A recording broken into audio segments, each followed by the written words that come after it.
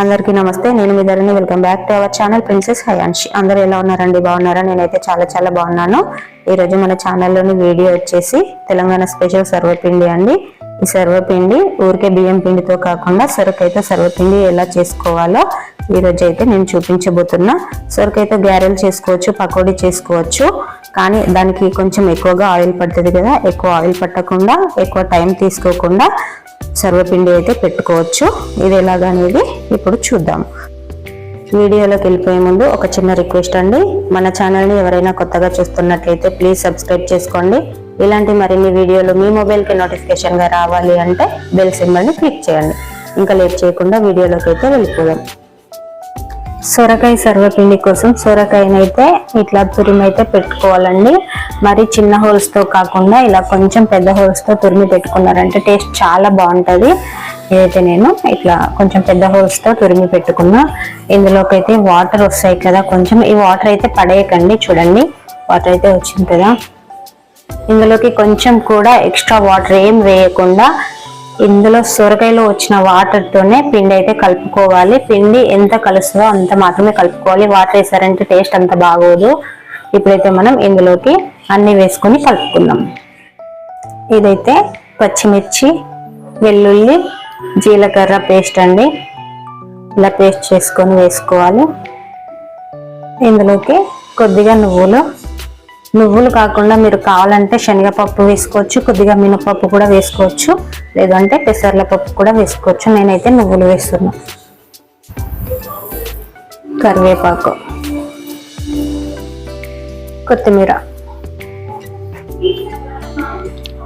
కొత్తిమీరనైతే ఇలా కాడలతోనే వేసుకోండి. కాడలతోనే వేసుకున్నప్పుడే ఫ్లేవర్ బాగుంటుంది. కొత్తిమీర ఫ్లేవర్ ఎక్కువ తెలిసినప్పుడే సర్వపిండికి టేస్ట్ వస్తుంది. ఇంకా ఇందులోకి అయితే మనం సాల్ట్ వేసుకున్నాం.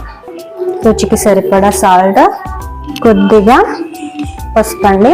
కొంచెం అంటే కొంచెమే పసుపు, కలర్ కోసం మాత్రమే. ఇంకా ఇదంతా అయితే మంచిగా కలుపుకుందాం, అంతా కలిసిపోయేలాగా. ఇప్పుడే మనం పిండి వేసామంటే ఈ కొత్తిమీర, పచ్చిమిర్చి పేస్ట్ ఇవన్నీ కూడా సొరకాయ తురుముకి పట్టవండి, ముద్దలుగా కనిపిస్తుంది. అందుకని చెప్పేసి ఫస్ట్ ఒకసారి కలుపుకున్న తర్వాత ఇందులోకి పిండి వేసుకుందాం. చూసారు కదా, ఇదంతా అయితే మంచిగా కలిసిపోయింది. ఇందులోకి అయితే ఇప్పుడు మనం పిండిని యాడ్ చేసుకుందాం. పిండిని కొంచెంగా యాడ్ చేసుకోవాలండి. ఒకేసారి మొత్తంగా వేసుకుంటే కలుపుకోవడానికి రాదు, మళ్ళీ గట్టిగా అయిపోతుంది కదా. అందుకని చెప్పేసి వాటర్కి సరిపడా మనకు పిండి ఎంత పడుతుందో అంత మాత్రమే కొంచెంగా వేసుకుంటూ మంచిగా కలుపుకోవాలి. ఇప్పుడైతే పిండి వేసుకుందాం.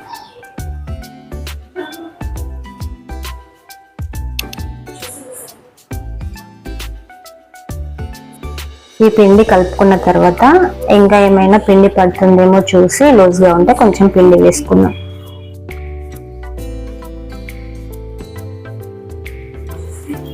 ఇవన్నీ కూడా మీరు తీసుకునే సొరకాయకి ఎంత సరిపోతాయో అంత మాత్రమే వేసుకోండి. నేను వేసుకున్నంత వేసుకున్నారంటే ఇవన్నీ కూడా ఎక్కువ కానీ తక్కువ కానీ అయ్యే ఛాన్సెస్ ఉంటాయి. అందుకని మీరు సొరకాయ ఎంత పెద్ద తీసుకుంటారు అన్న దాన్ని బట్టి పిండి కానీ, నువ్వులు కానీ, పచ్చిమిర్చి కానీ, సాల్ట్ కానీ వేసుకోవాలి. నాకైతే ఈ పిండి సరిపోయిందండి. చూడండి, మరీ గట్టిగా కాకుండా మరీ లూజ్గా కాకుండా మంచిగా సరిపోయింది కదా. ఇది ఇలా కలుపుతూ ఉంటే కొంచెం పల్చగా అయిపోతుంది. అప్పుడు మనం కొద్దిగా సాల్ట్ ఎట్లా ఉంది అని చూసేసి సాల్ట్ తక్కువగా ఉంటే వేసేసుకున్నాం.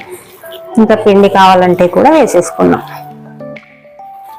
చూడండి, నేనైతే ఇందులోకి కొంచెం కూడా వేరే బయట నుంచి అయితే వాటర్ వేయలేదు. సొరకాయలో నుంచి వచ్చిన వాటర్తోనే పిండి అంతా కూడా కలిపిన. చూసారు కదా.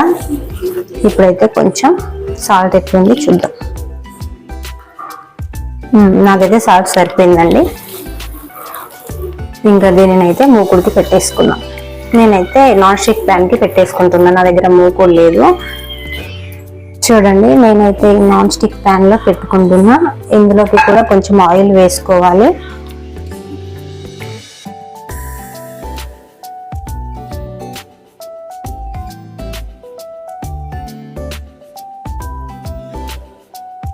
ఏదైతే మొత్తం అంటుకుపోయింది కదా, ఇందులోకి ఇప్పుడు మనం సర్వపిండి పెట్టేసుకుందాం.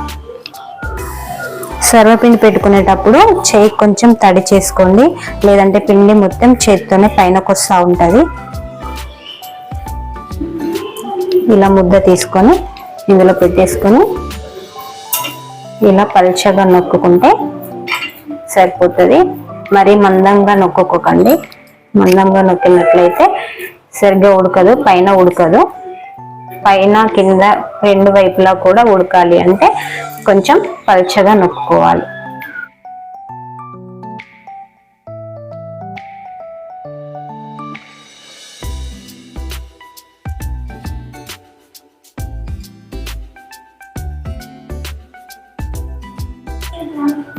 ఇలా పల్చగా నొక్కున్న తర్వాత దీనికి అక్కడక్కడ హోల్స్ పెట్టుకున్నాం.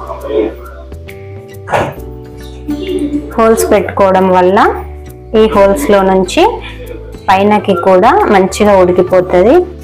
మీరు మూకుడికి కానీ గిన్నెకు కానీ పెట్టుకున్నప్పుడు హోల్స్ లో కొంచెం ఆయిల్ వేసుకోండి. నేనైతే నాకు ఆయిల్ సరిపోయింది, ఆయిల్ ఏం వేసుకోవట్లేను. ఇంకా దీనిని అయితే స్టవ్ పైన పెట్టేసుకున్నాం.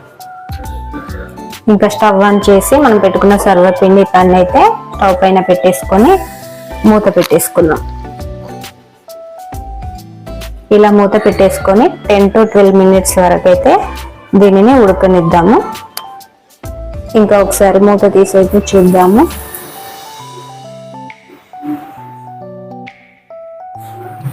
చూడండి, మంచిగా ఉడికిపోయింది కదా. మీకు ఒకవేళ మందంగా ఉడినట్లయితే ఇట్లా పైన ఉడకకపోతే తింపుకొని రెండో వైపు అయితే వేసుకోండి, మంచిగా ఉడికిపోతుంది.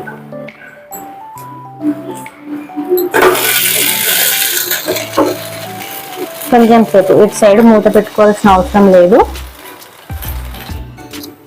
చూడండి, మనం రెండో వైపు తింపుకున్నాం కదా, ఇటు సైడ్ కూడా మంచిగా కాలిపోయింది.